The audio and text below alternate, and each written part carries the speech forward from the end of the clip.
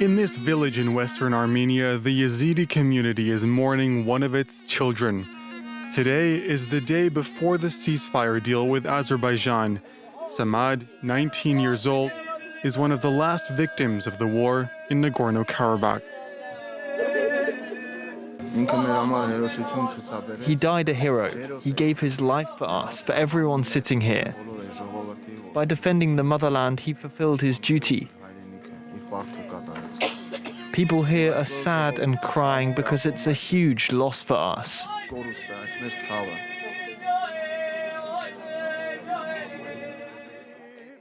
The Yazidis are a Kurdish-speaking, non-Muslim minority who for years were persecuted by Turkey. Today, there are around 40,000 of them in Armenia. Samad was in the middle of his military service when he was sent to war. We're so sad for these boys. We're mourning all of them, Samad and everyone else. The human cost of the war has been staggering. Over the course of 6 weeks on the Armenian side, more than 2,400 soldiers were killed, most of them young men, and some 100,000 civilians were forced to flee their homes. Part of those who left Nagorno-Karabakh have been rehoused in hotels in the capital, Yerevan. These two young women had 3 brothers in the army. One of them was killed and another one injured.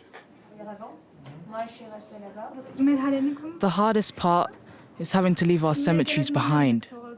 We had to leave our brother's grave there.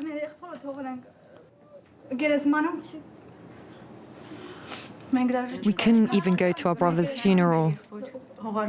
We just couldn't.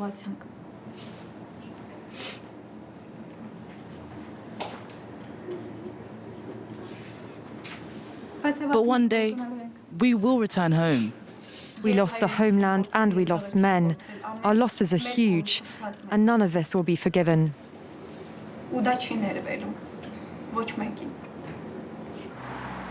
Many people were killed and many are still missing, including some who were captured by Azerbaijan. Among the deceased, some have yet to be identified. At the Yerevan morgue, there are still many bodies with no names. Most of them have been blown apart by shelling and are unrecognizable. The effort to identify the deceased is relentless. Outside, families wait to help identify the victims or to recover the body of a loved one. We know he's in there, but where exactly? He died on the 10th. They released the autopsy report on the 14th, and we've been waiting ever since. Their villages, their houses, their belongings, and their loved ones. The residents of Nagorno-Karabakh have lost everything. So many things they need: food, hygiene kits, clothes. They left in a rush.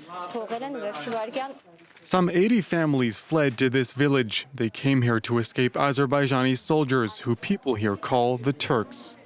I used to have 2 houses and the Turks burned them. One was in Shushi and the other was in Karintap.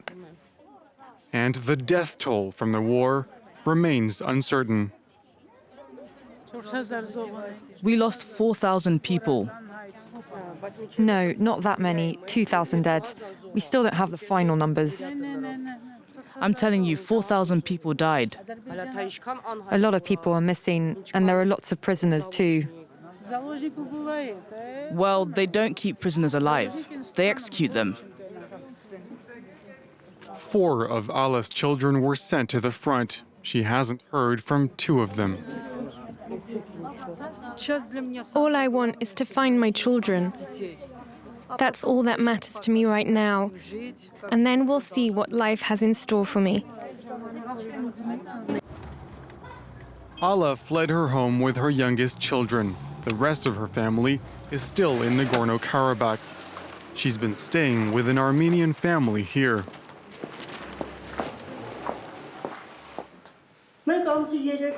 They've been with us since the 3rd of October.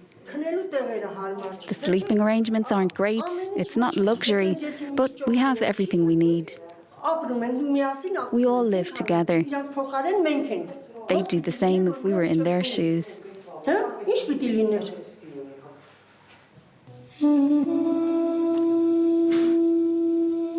It's been 1 month, and Alla still hasn't heard from her boys. Nana and Vanuni, meanwhile, have been able to return to Stepanakert, but thousands of displaced refugees may never see their hometowns again, which are now under the control of Azerbaijan.